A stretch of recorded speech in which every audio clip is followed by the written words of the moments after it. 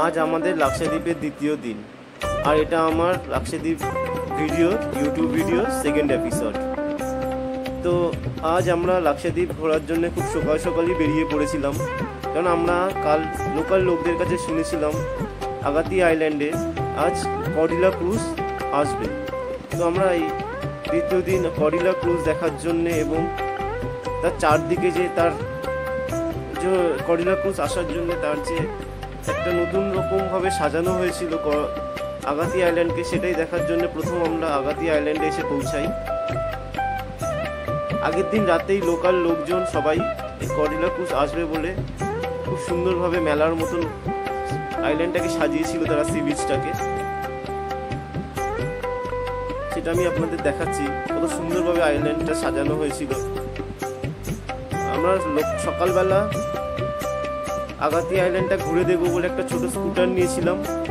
Scooter ভাড়া করে নিয়েছিল সারাদিনের জন্য, মানে সকাল থেকে সন্ধ্যার জন্য 150 টাকা, আর তেলের জন্য নিয়েছিল 200 টাকা। 350 টাকা আমার একটা স্কুটার পেয়ে গিয়েছিলাম।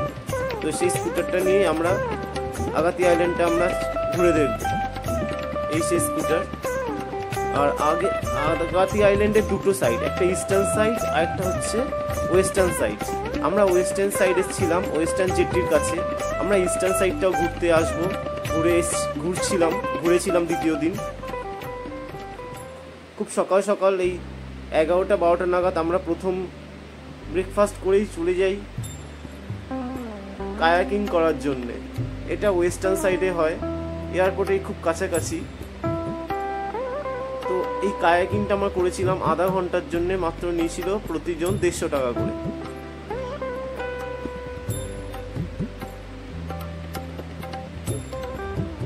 আমরা কায়াকিং করেছিলাম, খুব ভালো লেগেছিল। প্রায় সমুদ্রের অনেকটা দূরে, প্রায় 1-1.5 কিলোমিটারের দূরে নিয়ে গেছিল কায়াকিং করিয়ে। বাট জলের এত স্বচ্ছতা, এত পরিষ্কার জল, আমি আর থেমে থাকতে পারি না। সমুদ্রের সামনে গেলেই আমি আবার আমার সুইমিং ড্রেস পরে আবার নেমে যাই সুইমিং করার জন্যে। আর এটা আমাদের কাস্টমাইজ ট্যুর ছিল। আমি নিজে এই ট্যুর প্ল্যানটা করেছিলাম লাক্ষাদ্বীপ ঘুরতে আসার জন্য, এবং খুব সুন্দরভাবে খুব কম খরচায় আমি লাক্ষাদ্বীপ ট্যুর করে গিয়েছিলাম।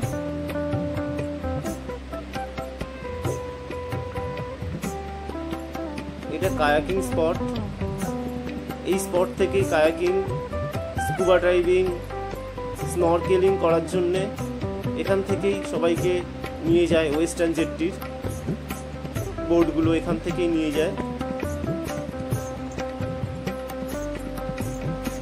কায়াকিং এর এক্সপিরিয়েন্স খুব ভালো ছিল, খুব সুন্দর কায়াকিং হয়েছিল। প্রতিজনের সাথে একজন করে গাইডও ছিল, কোনো অসুবিধা হয়নি সেহেতু সমুদ্রের মধ্যে কায়াকিং করতে। আর জলের খুব ঢেউ ছিল না, খুব শান্ত জল। সমুদ্রের বিভিন্ন রঙের এক একটা লেয়ার, আর পরিষ্কার স্বচ্ছ জল, নিচের পরিষ্কার সব জিনিস দেখা যাচ্ছিল। এটা সি বিচ।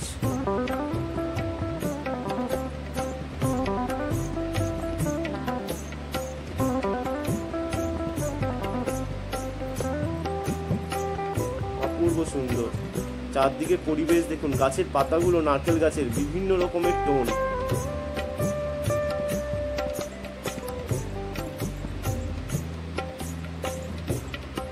সকালবেলা রোদে ঝকঝক করছিল। আমরা গিয়েছিলাম ডিসেম্বর মাসে, ক্রিসমাসের টাইমে, 26শে ডিসেম্বর থেকে 1 জানুয়ারি অব্দি ঘুরেছিলাম আমরা ওখানে, 2023। এই কটেজগুলো ভীষণ সুন্দর। আমরা যদিও এই কটেজে ছিলাম না, বাট এই কটেজের পার ডে ভাড়া 4000 টাকা করে। এটা স্কুবা ডাইভ সেন্টার, যেখানে মানে এই কাছেই, এটা সি সেল এর কাছেই এই স্কুবা ডাইভ সেন্টারটা রয়েছে আগাতিতে। আমরা আবার আগাতি আইল্যান্ড, যেটা বলা হয় মেন আইল্যান্ড, ওয়েস্টার্ন জেটি, সেখানে চলে এসেছি। কেন এখানেই আজ কডিলা ক্রুজ এসে পৌঁছেছে সকাল 10টা 10:30 নাগাদ। তো তারই জন্য এত সুন্দর সাজানো গোছানো হয়েছে এই আইল্যান্ডটাকে। রোজ এরকম সাজানো গোছানো থাকে না, পার্টিকুলার যেই দিন কডিলা ক্রুজ এবং সমুদ্রম প্যাকেজটা থাকে, তার যে ক্রুজটা আসে গভর্নমেন্ট ক্রুজ, সেই দিনগুলোতেই এত সুন্দর করে সাজানো হয় এই আইল্যান্ডটাকে।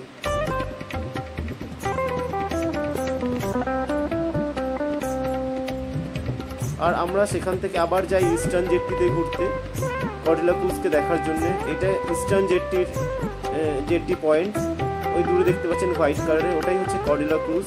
কর্ডিলা ক্রুজ ইন্ডিয়ার একটা লাক্সারি শিপ।